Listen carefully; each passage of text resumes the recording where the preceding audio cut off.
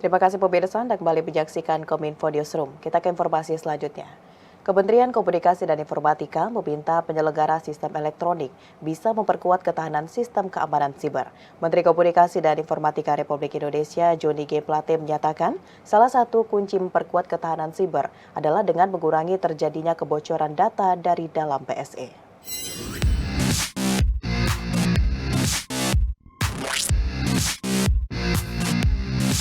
Seiring dengan pentingnya keamanan siber bagi kedaulatan setiap negara, Menteri Komunikasi dan Informatika Johnny G. Plate mengimbau kepada penyelenggara sistem elektronik untuk segera memiliki Data Protection Officer agar mengurangi terjadinya kebocoran data dan memperkuat ketahanan siber secara efektif. Dalam Indonesia Cyber Security Conference 2022, Menkominfo menekankan 3 hal penting yang bisa dilakukan PSE untuk memperkuat ketahanan sistem keamanan siber. 3 hal tersebut diantaranya teknologi enkripsi, tersedianya talenta digital, dan kesiapan seluruh PSE untuk menyediakan talent cyber security digital, baik bagi PSE privat maupun publik, serta domestik maupun global. Dalam penutupan sambutannya, Menkominfo mengajak seluruh insan digital Indonesia untuk mengambil peran dalam memanfaatkan ekonomi digital, serta berkolaborasi bersama semua perangkat pemerintahan untuk melakukan penjagaan keamanan siber di Indonesia. Kita sekali lagi, ya semua penyelenggara sistem elektronik itu perhatikan ini.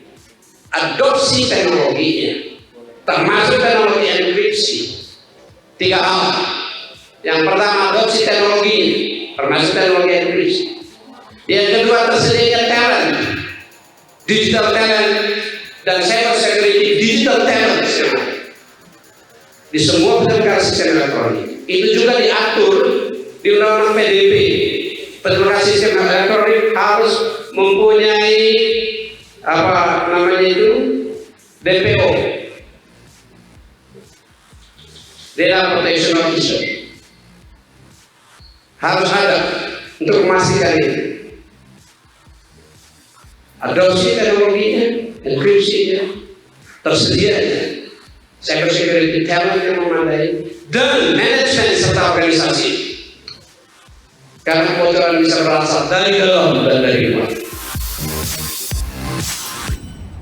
Deputi Bidang Sumber Daya Manusia Aparatur Kementerian PAN-RB, Alex Deni menyatakan jumlah formasi ASN pelayanan dasar tahun 2022 sebanyak 522.244 formasi. Sedangkan untuk P3K Guru, dengan memprioritaskan orang yang tahun lalu sudah mengikuti tes dan melebihi ambang batas, serta tenaga honorer kategori 2 dan tenaga non-ASN yang terdaftar di Dapodik. Deputi Bidang Sumber Daya Manusia Aparatur Kementerian PAN-RB, Alex Deni mengatakan bahwa Indonesia harus segera mereformasi birokrasi agar lebih profesional dan berkelas dunia. Pandemi COVID-19 tentu merubah pola kerja dalam birokrasi. Oleh karena itu, fokus dari rekrutmen ASN 2022 ini adalah pada pelayanan dasar, yakni guru dan tenaga kesehatan yang termasuk tenaga honorer kategori 2 atau THK 2. Kemudian pembayaran gaji dan tunjangannya harus sesuai dengan peraturan perundang-undangan, dan diusahakan bahwa untuk pelayanan dasar ini harus dipenuhi anggarannya. Ia menyampaikan bahwa total jumlah formasi ASN pelayanan dasar tahun 2022 sebanyak 522.244 formasi. Dan untuk P3K Guru dengan memprioritaskan orang yang tahun lalu sudah ikut tes dan melebihi ambang batas, serta tenaga honorer kategori 2 dan tenaga non-ASN yang terdaftar di Dapodik. Seleksi P3K Tenaga Kesehatan juga memprioritaskan tenaga honorer kategori 2 yang terdaftar dalam pangkalan data Badan Kepegawaian Negara dan tenaga kesehatan non-ASN yang terdaftar dalam Sistem Informasi Sumber Daya Manusia Kesehatan Kementerian Kesehatan. Jadi ada 4 hal yang kami sampaikan di Surat Edaran Menteri PAN-RB nomor B1161 di tahun 2021 yang lalu. Pertama, pandemi COVID ini dengan penyederhanaan birokrasi yang kita lakukan tentu merubah pola kerja kita dalam birokrasi. Karena itu, fokus dari rekrutmen kita 2022 ini adalah pada pelayanan dasar dulu yang memang dibutuhkan oleh masyarakat. Dalam konteks ini adalah guru dan tenaga kesehatan. Dan yang ketiga, kita masih punya PR menyelesaikan kawan-kawan honorer STHK 2. Karena itu fokus rekrutmennya, ya, guru dan tenaga kesehatan haruslah memberikan prioritas kepada THK 2 ini. Karena kalau tidak nanti nggak selesai-selesai sementara kita rekrut terus yang baru begitu. Nah, tentu sistem rekrutmennya kita perbaiki. dan kemudian gaji dan tunjangannya diusulkan oleh instansi dan daerah, dan kita usahakan bahwa untuk pelayanan dasar ini dipenuhi anggarannya. Nah, inilah prioritas kita di tahun 2022. Terkait dengan guru, sudah kita keluarkan Permenpan nomor 20 tahun 2022, di mana pengadaan PPK JS guru ini ada konteks prioritas dan pelamar umum. Jadi konteks pelamar prioritas adalah orang yang tahun lalu ikut tes dan sudah lulus ambang batas. Itu kita prioritaskan dulu untuk mendapatkan formasi. Kemudian PHK 2 kita prioritaskan dulu untuk mendapatkan formasi di sekolah asalnya, dan seterusnya tenaga non-ASN yang terdaftar di Dapodik.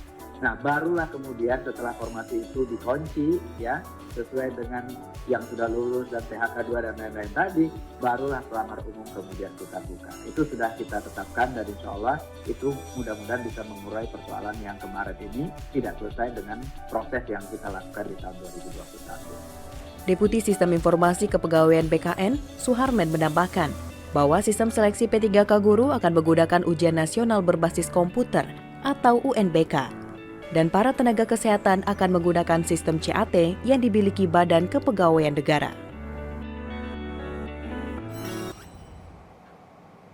Informasi lainnya pemirsa, juru bicara Kementerian Kesehatan Dr. Muhammad Syahril mengatakan akan menggenjot capaian target vaksinasi booster. Kementerian Kesehatan akan mengenalkan vaksin Indovac yang dalam waktu dekat segera dirilis ke publik.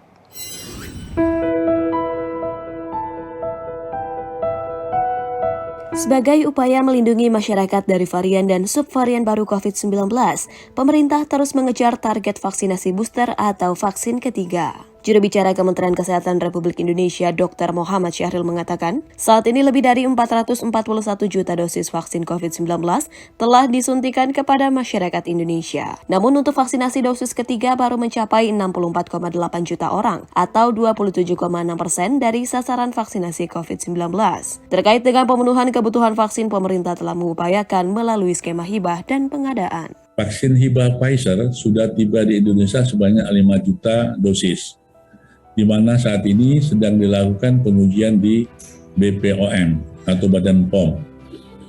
Insya Allah pada akhir minggu ini rencananya bisa didistribusikan ke seluruh provinsi, dan yang beberapa waktu yang lalu beberapa provinsi atau kabupaten terjadi kelangkaan atau menipisnya stok, bahkan ada yang kosong ya. Mudah-mudahan dari akhir minggu ini kita sudah dapat mendistribusikan 5 juta ini ke seluruh daerah di Indonesia. Sedangkan pengadaan vaksin dalam negeri, Syahril mengatakan pemerintah telah memenuhinya melalui vaksin Indovac dari Bio Farma. Nah, sehingga dengan diizinkannya dan beredarnya vaksin Indovac ini dapat memenuhi kebutuhan logistik vaksin di Indonesia, dan percepatan pencapaian atau cakupan dari booster ini akan semakin meningkat ya. Juru bicara pemerintah untuk penanganan COVID-19, Reza Brotoasmoro mengungkapkan, COVID-19 varian XBB lebih cepat menular dibandingkan varian BA5 dan BA2. Kendati demikian, Reza menilai bahwa gejala varian XBB memiliki tingkat kematian lebih rendah apabila dibandingkan dengan varian-varian Omikron lainnya.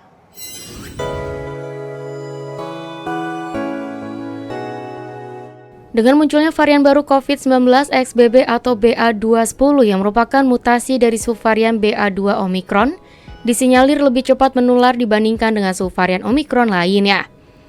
Hingga saat ini status pandemi COVID-19 masih dinyatakan terus berlangsung oleh Badan Kesehatan Dunia atau WHO.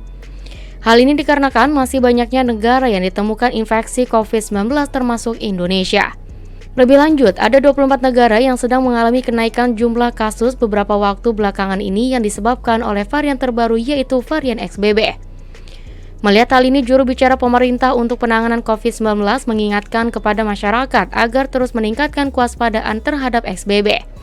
Sebab jika masyarakat lengah maka bisa mengakibatkan lonjakan kasus COVID-19 kembali terjadi di Indonesia. Nah, kita belajar dari situasi di negara tetangga kita untuk meningkatkan kewaspadaan. Jangan sampai terjadi lonjakan kasus kembali di Indonesia. Ingat, berdasarkan sejarah, kenaikan kasus hampir selalu terjadi pasca adanya varian baru yang muncul. Meski demikian, kita berharap kalau ada kenaikan kasus akan tetap masih dapat terkendali seperti subvarian Omikron lainnya. Pemirsa, setelah jeda pariwara, Kominfo Newsroom akan kembali dengan dialog bersama dengan Kepala BRI Republik Indonesia mengenai menatap masa depan riset dan inovasi Indonesia. Tetaplah bersama kami.